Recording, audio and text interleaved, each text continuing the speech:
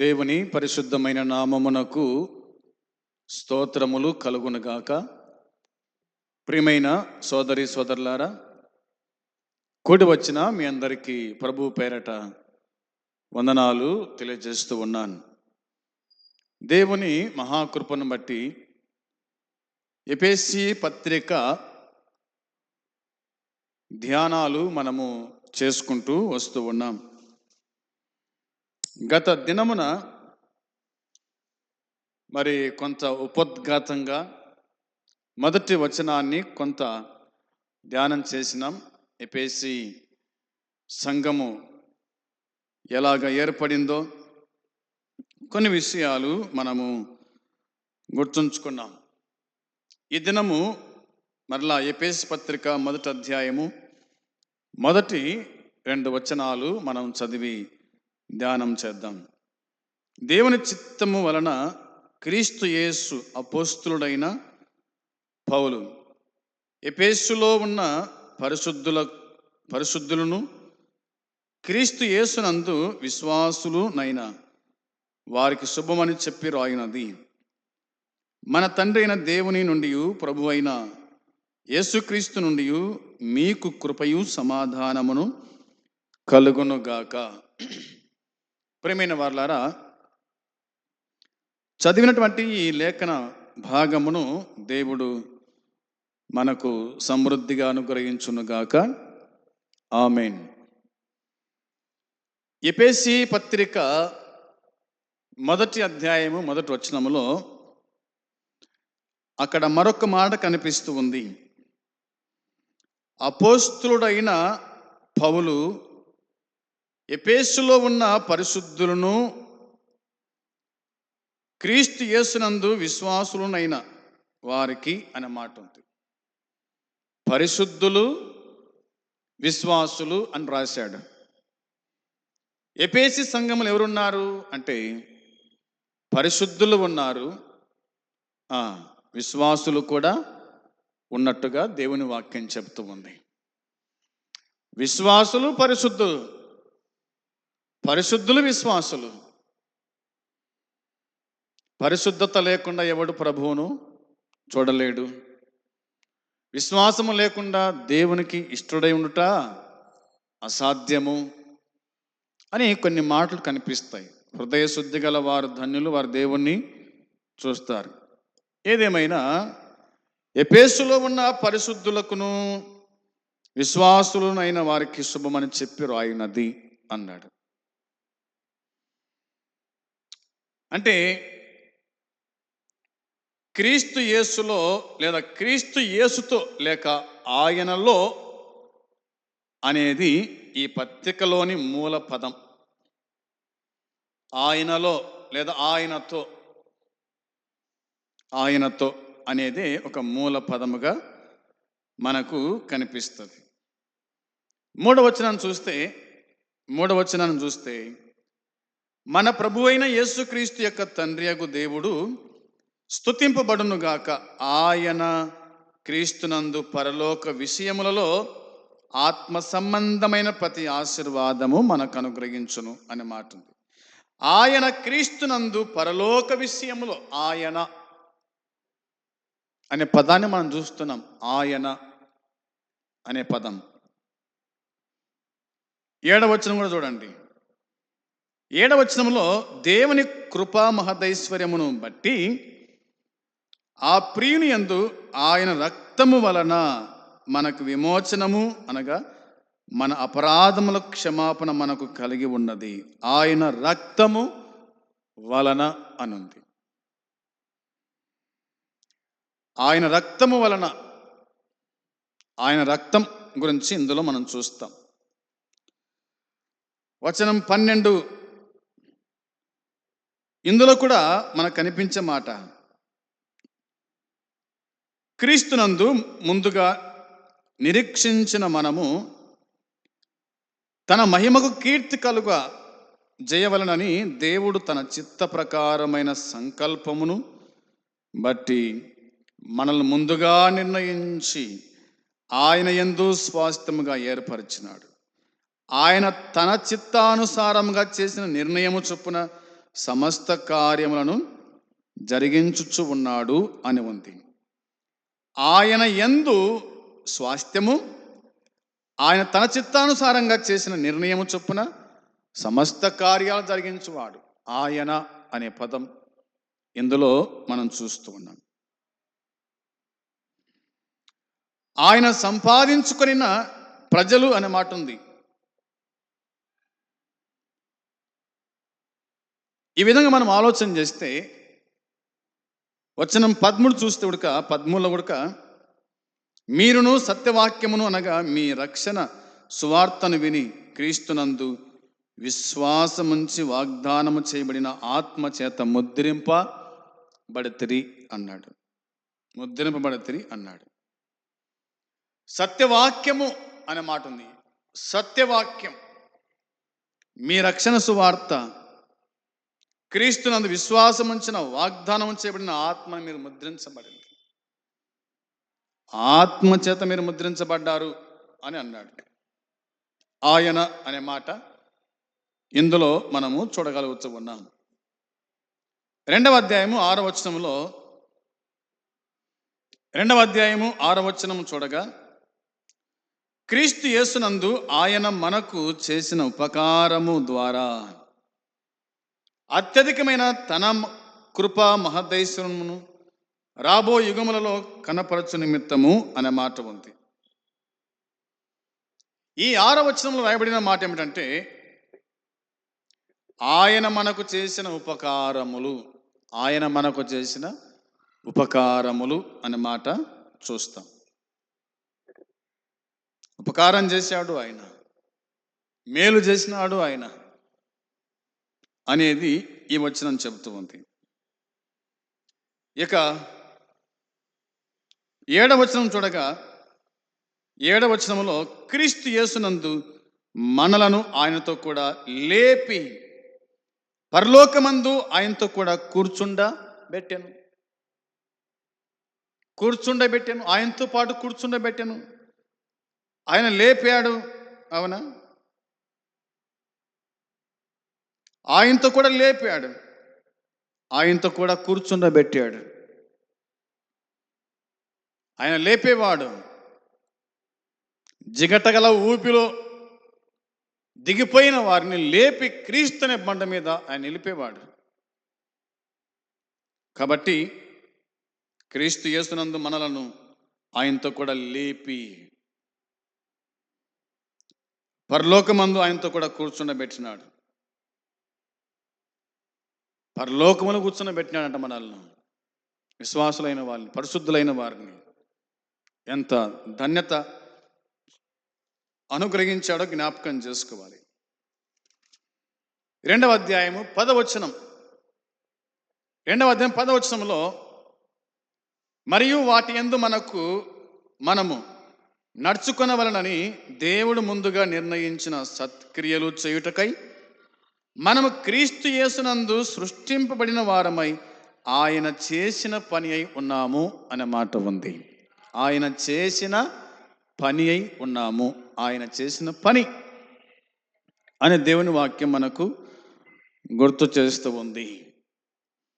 మనము క్రీస్తు యేసునందు సృష్టింపబడిన వారమై ఆయన చేసిన పని. మనం సృష్టించబడిన వాళ్ళం, ఆయన మనల్ని చేశాడు అని ఈ వచనం గుర్తు చేస్తూ ఉంది.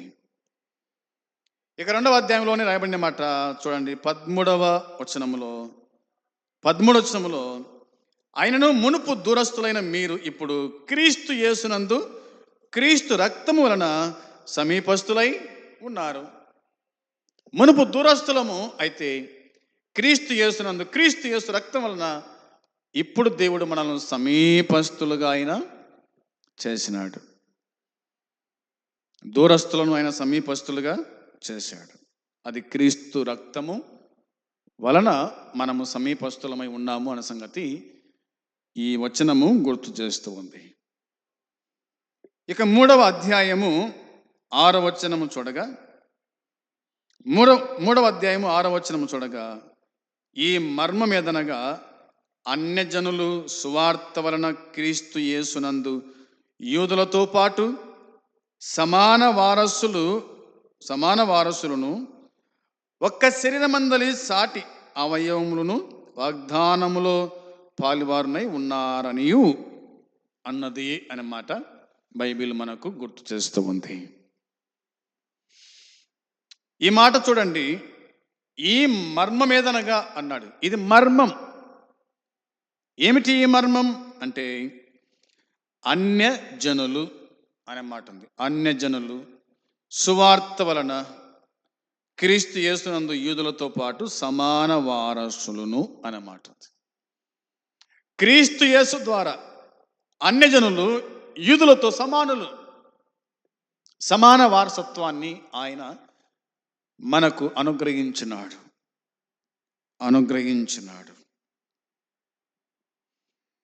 ఇది 3:6 మనకు చెప్తుంది. 3వ అధ్యాయము వచ్చిన 11 కూడా చూస్తే 11వ వచనంలో చూస్తే మనం గమనించగలుగుతాం. అక్కడ దేవుడు 8 నుంచి కలిసి ఉన్నాయి 11 వరకు. దేవుడు మన ప్రభు అయిన క్రీస్తు యేసునందు చేసిన నిత్య సంకల్పము చొప్పున పరలోకములో ప్రధానులకును అధికారులకును సంఘము ద్వారా తన యొక్క నానా విధమైన జ్ఞానము ఇప్పుడు తెలియబడవలనని ఉద్దేశించి శోధింప శక్యము కాని క్రీస్తు ఐశ్వర్యమును అన్యజనులలో ప్రకటించుటకును సమస్తమును సృష్టించిన దేవుని యందు పూర్వకాలము నుండి మరుగయ్యున్న ఆ మర్మమును గూర్చిన ఏర్పాటు ఎట్టిదో అందరికీ తేటపరచుటకును పరిశుద్ధులందరితో అత్తలుపుడనైన నాకు ఈ కృప అనుగ్రహించెను. ఈ కృప అనుగ్రహించాడు. అత్తలుపుడనైన నాకు అన్నాడు కదా. పరిశుద్ధులందరితో అత్తలుపుడనైన నాకు ఈ కృప అనుగ్రహించినాడు. ఇది నా దాకా వచ్చింది అని పౌలు తను తాను చెప్పుకున్నట్టుగా ఈ వచనం మనకు జ్ఞాపకానికి తీసుకొని వస్తుంది. 21 కూడా చూద్దాం. 3వ అధ్యాయము 21 వచనంలో 20 కలిసి ఉన్నాయి. 21 మనలో కార్యసాధకమైన తన శక్తి చొప్పున మనము అడుగు వాటి కంటేను ఊహించు వాటి కంటేను అత్యధికముగా చేయు శక్తి గల దేవునికి క్రీస్తు యేసు మూలముగా సంఘములో తరతరములు సదాకాల మహిమ కలుగునుగాక. ఆమేన్ అనే పదము ఇందులో మనకు కనిపిస్తూ ఉంది. ప్రియమైన వాళ్ళారా, పౌలు మాట్లాడుతూ ఎఫెసీ సంఘస్థులతో మాట్లాడుతూ ఆయన చెప్పిన మాట అన్నమాట ఇది. మనలో కార్యసాధకమైన తన శక్తి చొప్పున మనము అడుగు వాటి కంటేను ఊహించు వాటి కంటేను అత్యధికంగా చే శక్తి గల దేవునికి. అడుగు వాటి కంటే ఊహించు వాటి కంటే అత్యధికంగా చే శక్తి గల దేవుడు పౌలు దేవుడు, మన దేవుడు. అందుకని ఆయన అడగండి మీకు ఇయ్యబడును, వెదకుడి దొరుకును, తట్టుడి తీయబడును, అడుగు ప్రతివాడు పొందును, వెదుకు వానికి దొరుకును, తట్టు వానికి తీయబడును అని చెప్పినాడు. క్రీస్తు యేసు మూలంగా సంఘములో తరతరములు సదాకాలం మహిమ కలుగును కాక. సదాకాలం మహిమ కలగాలి. సంఘాలలో మహిమ కలగాలి. సంఘ పరిశుద్ధులకు, సంఘ విశ్వాసులకు మహిమ కలగాలి. అది పౌలు ఇందులో తెలియజేశాడు. ఇక 4వ అధ్యాయము 32వ వచనం చూడగా, 4వ అధ్యాయము 32వ వచనాన్ని నేను మీకోసమే చదువుతున్నాను. ఒకని ఎడల ఒకడు దయగలిగి కరుణాహృదయులై క్రీస్తునందు దేవుడు మిమ్మును క్షమించిన ప్రకారము మీరును ఒకరినొకరు క్షమించండి. ఇందులో క్షమించుట మనకు కనిపిస్తుంది. క్షమించుట, అవునా? క్షమించుట. ఒకని ఎడల ఒకడు అనే మాట ఉంది. ఒకని ఎడల ఒకడు ఏం చేయాలా? దయగలిగి కరుణాహృదయులై క్రీస్తునందు దేవుడు మిమ్మల్ని క్షమించిన ప్రకారం మీరు కూడా క్షమించండి. ఎఫెసీలో ఉన్న పరిశుద్ధులారా, విశ్వాసులారా, దేవుడు మనం క్షమించాడు కాబట్టి మీరు కూడా క్షమించండి. మీరు క్షమించండి. క్షమాపణ కోరుకోవాలి, క్షమించేవారుగా ఉండాలని దేవుని వాక్యం మనకు గుర్తు చేస్తూ ఉంది. ఇక 6వ అధ్యాయం 10వ వచనం చూడగా, 6వ అధ్యాయము 10వ వచనము చూడగా దేవుని వాక్యం ఇలా చెబుతోంది: తుదకు ప్రభు యొక్క మహాశక్తిని బట్టి ఆయన యందు బలవంతులై ఉండండి. పౌలు ఏమన్నాడు? తుదకు అనే మాట కనిపిస్తుంది. ప్రభు యొక్క మహాశక్తిని బట్టి, ప్రభు యొక్క మహాశక్తిని బట్టి ఆయన యందు బలవంతులై ఉండండి. మనం బలవంతులమై ఉండాలి. బలహీనత మనలో ఉండకూడదు, భక్తిహీనత మనలో ఉండకూడదు, అవిశ్వాసం మనలో ఉండకూడదు. ఎందుకని? ఆయన యందు బలం కలిగి ఉండాలి. ఆయన బలవంతుడైన దేవుడు. యెషయా మనం చూస్తాం, ఆయన బలవంతుడైన దేవుడు, నిత్యుడగు తండ్రి, సమాధానకర్తయగు అధిపతి. ఆయనలో మనం బలవంతులై ఉండాలని దేవుని వాక్యం స్పష్టం చేస్తూ ఉంది. ఇది మరి 1వ అధ్యాయము 1వ వచనములో మనకు కనిపించే మాట. పౌలు ఎఫెసీలో ఉన్న పరిశుద్ధులకును క్రీస్తు యేసునందు విశ్వాసులైన వారికి శుభమని చెప్పి వ్రాయుట అనే మాట కనిపిస్తుంది. ఈ మాటలన్నీ మనం విన్నాం కాబట్టి మనం యేసుక్రీస్తులో బలవంతులమై జీవించాలి అన్నది వాక్యం చెబుతుంది. ఆ విధంగా చేయడానికి దేవుడు మనకు తన కృపను అనుగ్రహించునుగాక. ఆమేన్. ప్రార్థన చేసుకుందాం. ప్రేమగల తండ్రి, పరిశుద్ధుడైన దేవాని కొందనాలు, స్తోత్రం స్తుతులు చెల్లించుకుంటున్నాం. మరి కొద్ది నిమిషాలు నీ వాక్యాన్ని విన్నాం. వాటిని మా ఆత్మీయ జీవితానికి అన్వయించుకొని భక్తి జీవితంలో బలపడుచు ముందుకు సాగే భాగ్యం దయచేసి కాపాడుమని, మరొక వచనంతో మేము నీ ముందుకు వచ్చే భాగ్యం దయచేసి కాపాడు దర్శించుమని యేసుక్రీస్తు నామంలో ప్రార్థించి అడిగి వేడుకుంటున్నాము తండ్రి. ఆమేన్. పరలోకమందున తండ్రి ప్రేమ, మన ప్రభువైన యేసుక్రీస్తు కృప, పరిశుద్ధాత్మ సన్నిధి సహవాసం కూడి వచ్చిన మనకు సకల పరిశుద్ధులకు ఇప్పుడు ఎల్లప్పుడూ సదాకాలము తోడై ఉండునుగాక. ఆమేన్. అందరికీ వందనాలు.